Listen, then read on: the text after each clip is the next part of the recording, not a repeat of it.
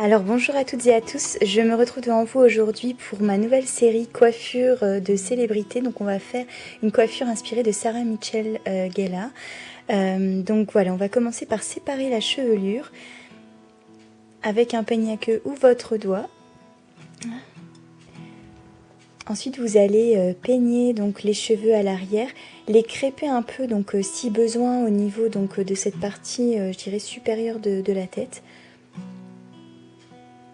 Donc moi j'ai pas besoin de crêper énormément, mais si vous avez les cheveux fins, faut pas hésiter à crêper durant cette étape.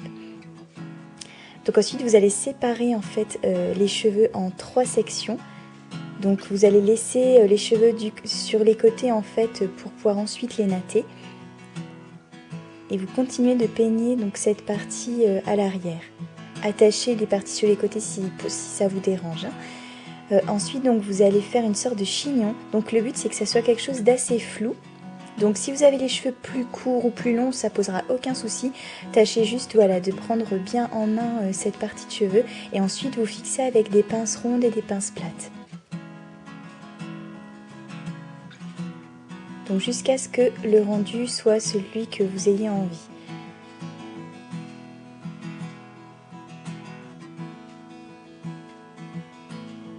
Voilà, donc on va ensuite attaquer la première natte inversée.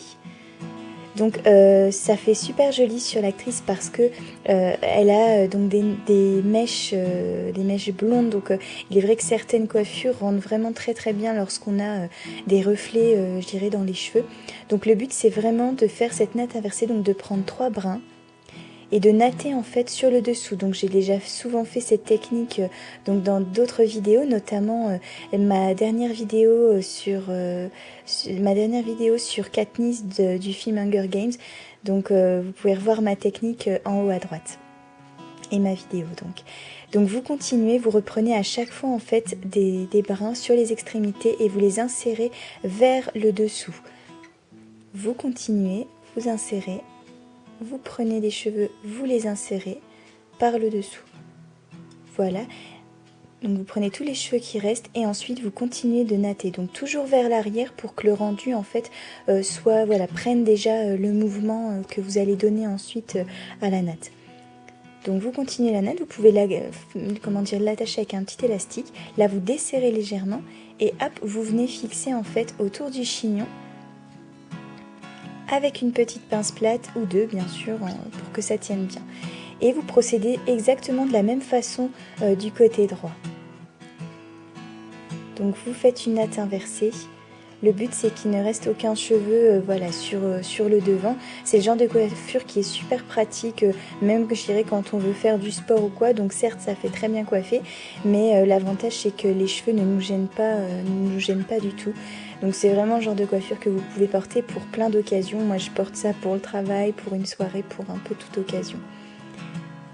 Donc la natte inversée, il faut juste prendre le coup de main et ensuite vous verrez c'est super pratique et honnêtement c'est vrai qu'au final c'est cette natte que je fais encore plus que la simple natte africaine parce que j'apprécie en fait le côté relief en fait de cette natte. Surtout que vous pouvez jouer avec et plus vous la desserrez et souvent plus ce sera joli. Donc la seule différence c'est que sur Sarah Michelle Gellar vous n'avez pas en fait à trop desserrer. Ce qui est joli sur elle c'est justement qu'elle la porte assez serrée.